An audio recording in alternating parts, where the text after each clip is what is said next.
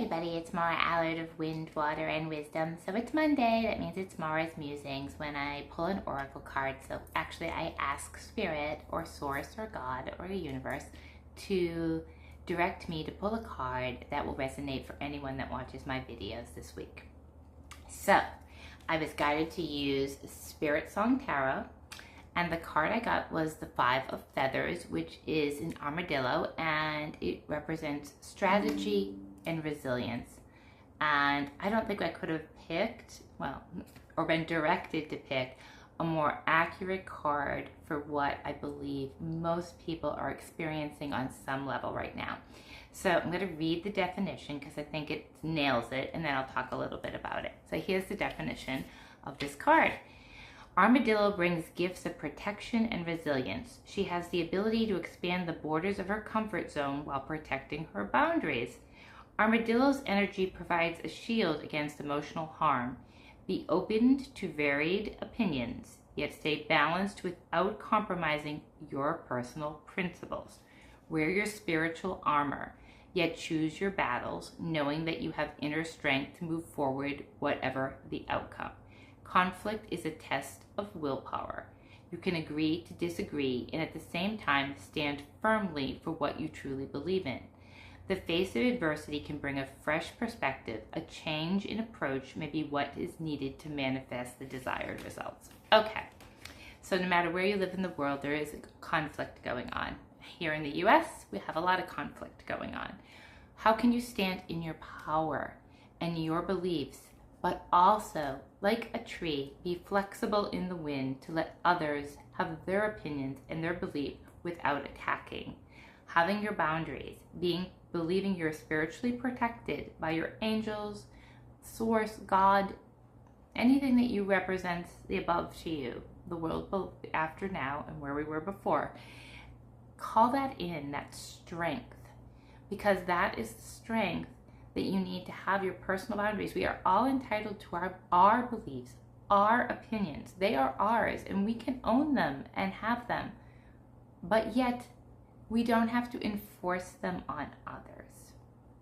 And that is the key here, is that being open, opening yourself up a little, resilience, to let others have their own opinions without your opinion having to be gospel, so to say. You can't will somebody to have your belief system. They're entitled to their own belief system. That's what makes this world so great. I wish people could see this. What makes the world so great is that we all get to believe what we want to believe. We all get to create our own reality. And if we all believe the exact same thing, it would be really boring. But we can't force our belief system. We can disagree with people, and we can agree to disagree. And that is another thing. There are loved ones in our family that may not agree with our beliefs, or our best friends may not agree with our beliefs, and that's okay. They can still be in our circle. And maybe they have to be at a distance for a while. Maybe give you permission. Again, boundaries is part of this card. So if you're not able to, if you're not in a good place right now, if you're going through things, you're sick, you're exhausted, you're overworked, that is not the time to think about this. That is the time to boundary your space and not engage. And it's knowing that. I guess this is what I'm wanting to share, is that it's knowing that if you aren't in good mental space for whatever reason, you're dealing with aging parents, you're dealing with children, you're dealing with work, you're not feeling well, you're exhausted, okay, then don't engage with those people that have different belief systems, but let them be. Put it in a box, let them be. And just protect your own boundaries and your own beliefs, and believe that you have a right to believe in what you want to.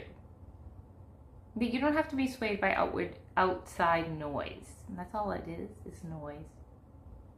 It's noise. But it seems more than that. It seems larger a lot of the times.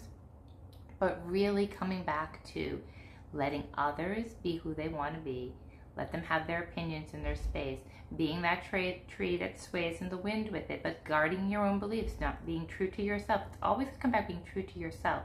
And that means knowing when you can engage and when you can't.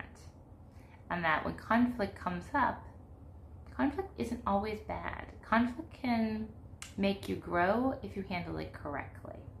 And so I always check in with myself before I respond. Am I in a good place to respond to this? Am I triggered right now? Am I tired? Am I hungry? Am I angry? Am I pissed off? Don't engage. There's never going to be a good outcome. And if people around you, if you can't go there, then just unfollow people, go off social media, don't watch news, filter what you want to read. But again, I can't say enough about, in order for everything to, there's never going to be a utopia or perfect thing, but we need to let others be who they are. And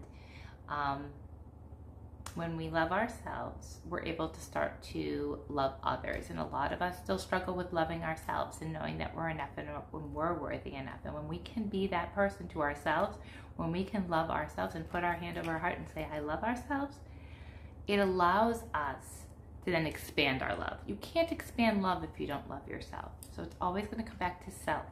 And that means boundaries, protection, grace. And then over time, as we learn to love ourselves, we can expand that. And that allows for us to then let others be, all the while standing in our own power. So the beautiful card as a reminder to have our boundaries, accept conflict as growing if it arises, growing experience and opportunity, and that to truly believe that we can agree to disagree. Have a great week.